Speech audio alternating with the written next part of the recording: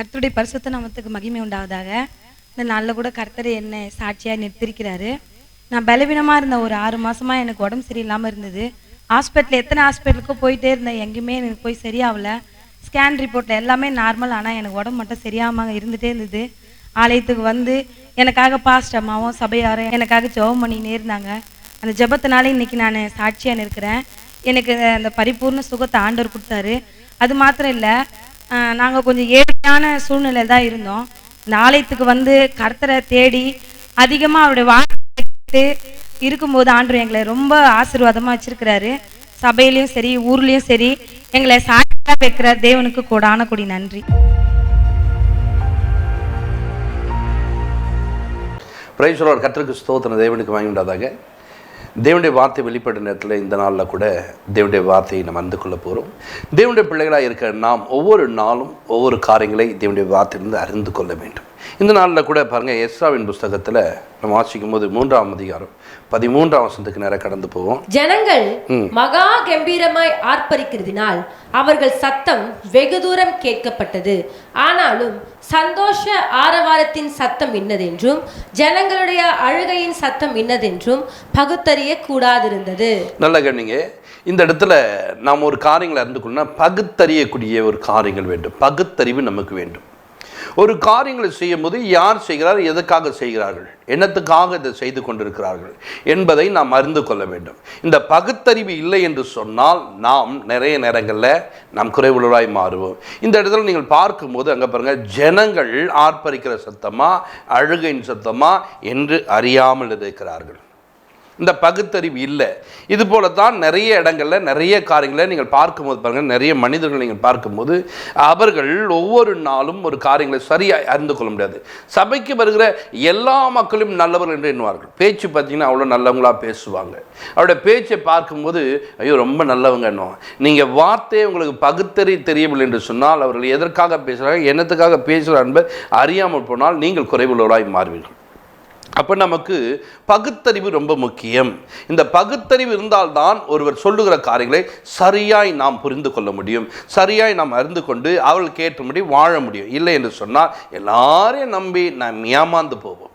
எல்லாரையும் நம்பி நம்ம என்ன பண்ணுவோம், ஒவ்வொருத்தரும் பாருங்கள், ஒரு சிலர்லாம் ஃபோன் பண்ணும்போது சொல்லுவாங்க, ஐயா நான் அவர் நம்பி இப்படி கொடுத்தேன், பணம் கொடுத்தேன், திரும்ப வரவே இல்லை ஐயா, இப்போ எனக்கு என் பெண்ணுக்கு திருமணம் வைத்திருக்கிறேன், இந்த நேரத்தில் பணமே வரல. ஏம்மா நீங்கள் கொடுக்கும் போது அவங்க நல்லவங்க தான், ஏன் நல்லவங்களாக தான் இருந்தாங்க, ஆனால் இப்போ என்னன்னு இப்படி பண்ணுறாங்க. பேச்செல்லாம் கரெக்டாக வாங்குற வரைக்கும் நல்லவங்களாக இருப்பாங்க, வாங்கி முடித்தவனும். அப்போது பகுத்தறிவு ஒன்று இருக்குமானால் ஒரு காரியங்களை யார் பேசுகிறார், என்ன பேசுகிறார் என்பதை அறிந்து கொள்ள வேண்டும். நமக்கு ஒரு தேவன் இருக்கிறார். தேவனத்தில் போய் முறையிட்டு, அப்பா இவர்கள் இப்படி சொல்லுகிறார்கள், நான் இதை அறிந்து கொள்வதற்கான ஒரு கிருபை எனக்கு தாரும், நான் அறிந்து கொள்ளும்படிக்கு எனக்கு உதவி செய்யுன்னு சொல்லிட்டு நீங்கள் தேவனிடத்தில் போகும்போது தேவன் உங்களுக்கு உதவி செய்வார். அந்த பகுத்தறியக்கூடிய மக்களாய் நாம் மாற வேண்டும். அந்த பகுத்தறிவு நமக்கு இருக்குமானால் நம்ம அநேக காரியங்களை புரிந்து கொள்ளலாம், கற்றுக்கொள்ளலாம், தெரிந்து கொள்ளலாம். அதற்காக நீங்கள் என்ன பண்ண பிரயாசப்பட வேண்டும். கவனிங்க, யோபின் புஸ்தகத்தில் 6ஆம் அதிகாரத்தில் 30ஆம் வசனத்தை வாசித்து பாருங்களேன். என் நாவிலே அக்கிரமம் உண்டோ, என் வாய் ஆகாதவைகளை பகுத்தறியாதோ. கவனிங்க, என் நாவிலே அக்கிரமம் உண்டோ, என் வாய் ஆகாதவைகளை பகுத்தறியுமோ அப்படின்னு சொல்லிட்டு பாருங்க. நாவிலே ஒரு மனிதனுக்கு அக்கிரமம் வந்தால் அவன் எப்படின்னா ஆகாதவைகளை பகுத்தறிவான். ஆகாத காரியங்களை எதெல்லாம் தேவையில்லாதோ அதெல்லாம் சொல்லி கொண்டிருப்பார்கள். இன்றைக்கு பாருங்கள், அநேகர் பாருங்கள், அவர்களுக்குள்ள இப்படியாப்பட்ட தீவினைகள் இருப்பதனால அவர்கள் ஆகாதவைகளை பேசுகிறார்கள். நீங்கள் உடனே புரிந்து கொள்ளணும், இவங்க யார், எதற்காக அவங்கள பற்றி குறையாக பேசுகிறாங்க, எதற்காக இப்படியாப்பட்ட காரியங்கள் சொல்கிறாங்க. நீங்கள் ஒருவரை நல்லவர் என்று எண்ணியிருக்க ஒரு கூட்டம் வரும், அவங்கள நல்லவங்களாக பார்க்கக்கூடாது என்பதற்காகவே அவங்கள பற்றி அவதூறான பேச்சில் பேசும். ஏன்னா அவருடைய நாவு எப்படியாப்பட்ட தீவினைகள் நிறைந்ததாய் காணப்படும். அவளுக்குள்ள தீவினையான காரியங்களுக்கும். அதனால் நாம் என்ன பண்ண வேண்டும், ஒவ்வொரு மனிதரும் நாம் பகுத்தறியக்கூடியவர்களாக இருக்க வேண்டும். எங்ககிட்ட கூட ஒரு சிலர்லாம் வந்து பேசும்போது சும்மாவே வந்து பேசுவாங்க, அவங்க இப்படி பண்ணிட்டாங்க, அப்படி பண்ணிட்டாங்க, அப்படி பண்ணிட்டாங்க, ஏன் அப்படி பண்ணிட்டாங்கன்னு, எதற்காக இவங்க பேசுகிறாங்கன்னு சொல்லிட்டு பார்த்தா இவர்கள் அவர்களை குறைவாய் காட்ட வேண்டும், இவர்கள் நல்லவர்களாக இருக்க வேண்டும் என்பதற்காக மற்றவர்களை உயர்வாய் நீங்கள் யாரை பார்த்தாலும் அவர்களை குறைவாக காமிச்சிடுவாங்க. ஏனென்று சொன்னால் இவர்களுக்குள்ள இவருடைய வாய் என்ன பண்ணுதுமா, நிறைய நேரத்தில் நல்ல காரியங்களை பகுத்தறியாது. நீங்கள் தான் அதை புரிந்து கொள்வதற்கு பிரயாசப்பட வேண்டும். இப்போது யோபு சொல்கிறாரு, நான் அப்படி கிடையாது. என் வாய் ஆகாதவைகள் என்ன பண்ணது, பகுத்தறியாது. அப்போ நல்லவைகளைத்தான் சரியாய் பேசும், நல்லவைகளை தான் சரியான நேரத்தில் சொல்வேன், மற்ற காரியங்களுக்கு நான் என்ன பண்ண மாட்டேன், இடம் கொடுக்க மாட்டேன் என்று சொல்கிறார். இன்றைக்கு தேவனுடைய பிள்ளைகளாக இருக்கிற இன்றைக்கு நாம் எப்படி நடக்கிறோம்? யார் சொன்னாலும் அதை நம்பிட்டு, ஐயோ அவங்கள பற்றி இப்படி சொல்கிறாங்க, அவங்க இப்படியாப்பட்டவங்களாம, அவங்களெல்லாம் வீட்டுக்குள்ளே சேர்க்கக்கூடாது. நல்லா கவனிங்க, உங்களுக்கு ஏதாச்சும் பண்ணாங்களா அப்படி துரோகம்? உங்களை ஏதாச்சும் வேதனைப்படுத்தினாங்களா? அவங்க பாட்டுன்னு அவங்க வேலையை பார்த்துருக்காங்க. நீங்கள் ஏன் இன்னொருத்தங்க சொல்வதை கேட்டு நீங்கள் அப்படி நடந்து கொள்கிறீர்கள்? நீங்கள் யோசித்து பார்க்க வேண்டும், சிந்தித்து பார்க்க வேண்டும். நான் சொல்லுகிற காரியம் கரெக்டாக இருக்குதா என்று செக் பண்ணி பார்க்க வேண்டும். நாம் அப்படி செய்யவில்லை என்று சொன்னால் நாம் குறைவுபட்டவர்களாய் மாறிடுவோம். அதே வசனத்தில் 29 நீங்கள் வாசிக்கும் போது பாருங்க, நீங்கள் திரும்புங்கள், அக்கிரமம் காணப்படாதிருக்கும், திரும்புங்கள், என் நீதி அதிலே விளங்கும். நீங்க திரும்புங்க, அக்கிரமம் காணப்படாதிருக்கும், நீங்க திரும்புங்க, அப்பதான் என் நீதி என்ன என்பது விளங்கும். அதனால நீங்கள் திரும்பாத பட்சத்தில் நீங்கள் சொல்வதெல்லாம் நான் பேசி கொண்டிருப்பது என்னுடைய வேலை கிடையாது, நீங்கள் சொல்வதை நான் கற்றுக்கொண்டு நடப்பது என்னுடைய வேலை கிடையாதுன்னு சொல்லிட்டு எந்த இடத்துல பார்த்தாலும் இந்த யோபு தன்னை நீதிமானாய் காத்து கொண்ட ஒரு மனிதனாய் காணப்பட்டார். இன்றைக்கு நாம் எப்படி நடக்கிறோம்? இன்றைக்கு நாம் எதற்காக போகிறோம்? எதை சிந்திக்கிறோம்? எதை யோசிக்கிறோம்? எதை கண்டு நாம் போகிறோம்? ஆலயத்துக்கு போகிறோம், யாருன்னா ஒருத்தவங்க ஏதாவது பேசியிருந்தா, அம்மா ஆமாம்மா சரியே இல்லைம்மா, அவங்க கூட சேர்ந்து நீங்கள் என்ன பண்ணக்கூடாது, ஒரு ஜால்ரா தட்டுறவங்களா இருக்கக்கூடாது. அவங்க கூட சேர்ந்து என்ன பண்ண, ஒத்துதவர்களாய் மாறக்கூடாது. நாம் தேவனுடைய பிள்ளைகள். தேவன் அப்படி குறைவாக பார்க்குறாரா? மற்றவனை குற்றவாளியத்திற்கு நீ யார்? நீ போக்கு சொன்ன கவனிச்சுக்கலாம். நீ என்ன காரியங்களை சொல்றியோ அந்த காரியங்களில் எப்படி உன்னை தீர்ப்பார் அவர். அதனால் போக்கு சொல்ல உனக்கு என்ன பண்ணல, இடமில்லாமல் இருக்கிறது. அதனால் நீங்கள் சொல்லக்கூடாது. இன்றைக்கு நீ எதை பேசி கொண்டிருக்கிறாய்? ஒரு பகுத்தறிவு இல்லை என்று சொன்னால் தேவை இல்லாதெல்லாம் பேசுவீர்கள். பகுத்தறிவு நமக்கு ரொம்ப முக்கியமாக இருக்குது. இந்த பகுத்தறிவு உள்ள ஜனங்களாய் நாம் மாற வேண்டும். உங்கள் மனம் புதிதாகுதுனாலே, அப்போ மனம் புதிதாகும் போது தான் அவன் எப்படி இருப்பான், நல்ல அறிவுள்ளவனாய் மாறுவான். அதில் தான் நம்ம வாசிக்கும் போது அங்கே நம்ம பார்க்கும்போது என்னென்ன போட்டிருக்குன்னா, கவனிங்க, நீங்கள் இவ்வுலகத்துக்கு ஒத்த வேஷம் தரிக்கலாம் இருக்கக்கூடாதாம். அப்போ ஒத்த வேஷம் தரிச்சுன்னா நீ அவங்களுக்கு ஏற்ற மாதிரியே வாழ ஆரம்பிச்சிடுவேன், அவங்களுக்கு ஏற்ற மாதிரி நடக்க ஆரம்பிச்சிடுவேன். அந்த நடைகள் உன்னை எங்கே கொண்டு போயிடும் தெரியுமா? நீ சரியான விதத்தை பகுத்தறிய முடியாது, உங்கள் மனம் புதிதே ஆகாது. அப்போ ஒரு கூட்டம் உங்களை அப்படிதான் நடத்த வேண்டும் ஆசைப்படுகிறார். ஆனால் நீங்கள் எப்படி நடக்கணும் தெரியுமா? ஒவ்வொரு நாளும் புதிய ஆவி உள்ளவர்களாய் நடக்க வேண்டும், புது விஷயங்கள் தோன்ற வேண்டும். அதனால் யார் எதனால் சொன்னாங்கன்னா அதை தூக்கி உள்ளே போட்டுக்கணும், மென்னு கிடக்கிறது வேலை இல்லை நம்மளுக்கு. யார் என்ன சொன்னாலும் அது சரியாய் தவறா, ஆவிக்குரியவர்கள் அதை ஆராய வேண்டும். ஆராய்ந்து சரி எது தவறு என்பது உணர்ந்து நீங்கள் நடக்கும்போது தேவன் உங்களை வழிநடத்த வல்லவராக இருக்கிறார். யோபின் புஸ்தகம் 27ஆம் அதிகாரத்தில் 5ஆம் வசனத்தை வாசிக்கும் போது பாருங்க, நீங்கள் பேசுகிறது நீதி என்று நான் ஒத்துக்கொள்வது எனக்கு தூரமாய் இருப்பதாக. சொல்ல பாருங்க, நீங்க பேசுவது நீதி என்று ஒத்துக்கொள்வது எனக்கு தூரமாக. ஏன்னா நான் உங்களோடு இணைந்து கொண்டு இருக்க மாட்டேன். நான் தேவனுடைய பிள்ளை, எனக்கு ஒரு பகுத்தறிவை தேவன் உண்டு பண்ணியிருக்கிறார், நான் பகுத்தறிவு உள்ளவன். நீங்கள் சொல்லுகிற காரியங்களை என் இதயத்தில் ஏற்றுக்கொள்வேன் என்று சொன்னால் இப்போது நான் யாராக மாறுவேன்? என் மனம் புதிதாகாது. உங்களுக்குள்ளே இருக்கிற அழுக்கு எனக்குள்ளே வந்துவிடும், உங்களுக்குள்ளே இருக்கிற அசுத்தம் எனக்குள்ளே வந்துவிடும். உங்களுடைய பார்வைக்கு அவங்க வேறு மாதிரி இருந்திருப்பாங்க, என்னுடைய பார்வைக்கு வேறு மாதிரி இருந்திருப்பாங்க. நாம் என்ன பண்ணுறோம், அந்த பகுத்தறிவு இல்லாததுனால எல்லாரையும் ஒரே மாதிரி பார்க்குறோங்களாம். பார்க்கக்கூடாதுங்க. தேவனுடைய பிள்ளையில தேவன் உங்களுக்கு ஒரு காரியங்களை புரிய வைப்பார், உங்களுக்கு ஒரு திட்டத்தை கொடுத்துருக்கிறார். எனக்கு வேறு மாதிரி, அவங்களுக்கு வேற மாதிரி வச்சிருக்காரு. அப்போ தேவனுடைய பிள்ளைகளாக இருக்கிற நாம எப்படி நடக்க வேண்டும்?